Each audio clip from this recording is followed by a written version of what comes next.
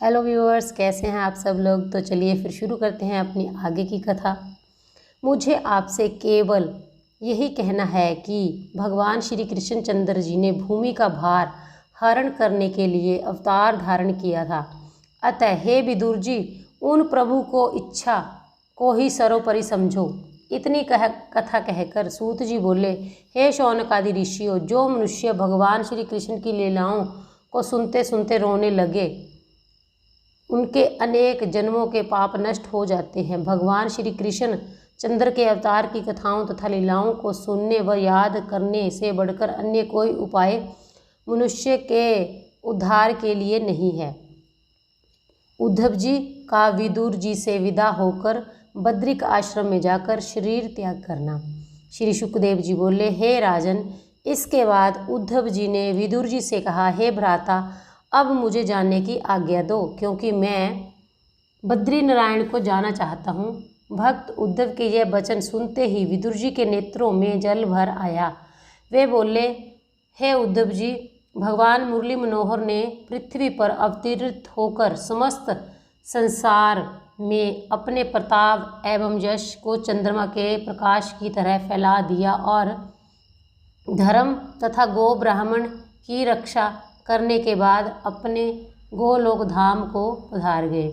हम लोगों ने अपने अज्ञान एवं दुर्भाग्य के कारण ही उनकी महिमा को नहीं जाना। तुम तो आठों पहर सदैव उनके समीप ही रहते थे, परंतु उनकी माया ऐसी प्रबल थी कि तुम भी उनको ना जान सके। इस कारण निश्चय ही यह जानना चाहिए कि भगवान श्री नंद नंदन की कृपा के बिना उनके कर्मों का कोई भी जान नहीं सकता।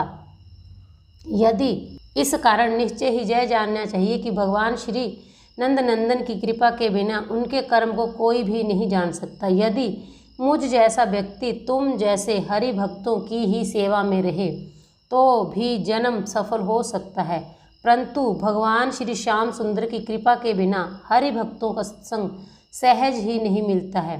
किसी पूर्व जन्म के पुण्य के कारण ही मुझे तुम जैसे हरि भक्त के दर्शन मिले हैं। सूत जी ने शौनक आदि ऋषियों से और श्री शुकदेव के राजा परीक्षित से कहा।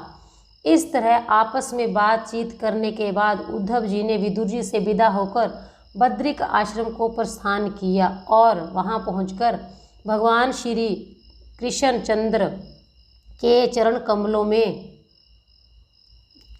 कमलों का स्मरण करते हुए योगाभ्यास द्वारा अपना देह त्याग कर भगवान के परम धाम को प्राप्त किया। मैत्रेयी जी द्वारा विदुर को संसार की उत्पत्ति का वृत्तांत सुनाना। श्री शुकदेव जी बोले, हे राजा परीक्षित, जब विदुर जी ने हरिद्वार में जाकर मैत्रेयी जी से भेंट की, उस समय उनके मुख को देखकर मैत्रेयी जी ने पूछा, हे विदुर, तुम इतने उदास क्यों हो रहे हो? तुम्हारे दुखी होने का कारण क्या है? यह बात सुनकर विदुर जी ने भक्तराज उद्धव से भेंट होने का समस्त वृत्तांत कह सुनाया और जिस तरह कि उद्धव जी ने उन्हें बताया था कि वे श्री कृष्णचंद्र जी के अंतर्ध्यान होने से, महाभारत में दुर्योधन आदि कौरवों के मारे जाने से और यदुवंशियों के आपस में संहार होने का सारा वृत्तांत कहते हुए इस प्रकार कहने लगे, हे ऋषिवर, भगवान श्री कृष्णचंद्र जी के गोलोक धाम पधारने से मेरी ये हालत हो गई है। अब मेरी यह इच्छा है कि आपने उन सच्चिदानंद भगवान पुरुषोत्तम के मुखारविंद से जो ज्ञानोपदेश सुना है उसे आप मुझे भी सुनाने की कृपा करें।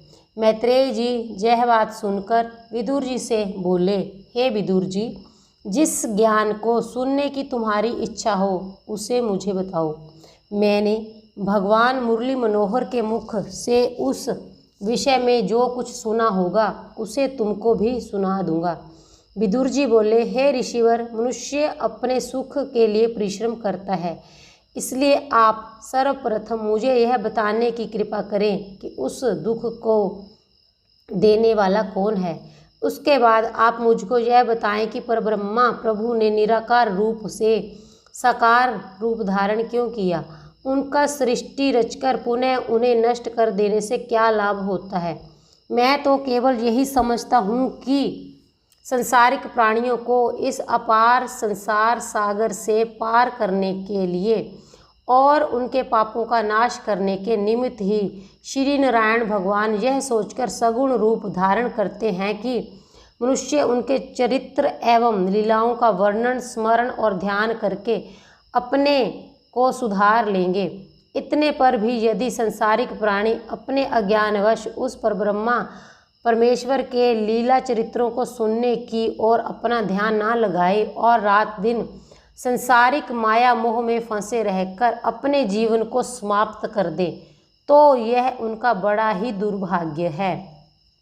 मैं यह भी जानता हूँ कि आदि पुरुष भगवान किस तरह से ब्रह्मा बनकर संसार की सृष्टि को रचते हैं और विष्णु बनकर सबका पालन करते हैं तथा शिव के रूप में किस तरह जगत का संहार करते हैं।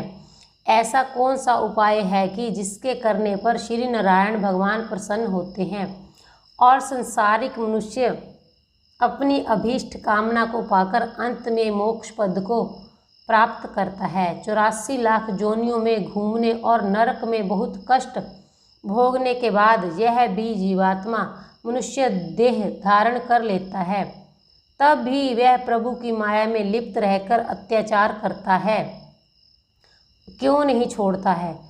वह ऐसा कार्य क्यों नहीं करता जिससे सदा के लिए आवागमन से मुक्त हो जाए। हे नाथ, यह सब वृतांत आप मुझे कृपा कर बतलाइए, तभी मेरे मन का संदेह नष्ट होकर मुझे ज्ञान प्राप्त हो सकेगा।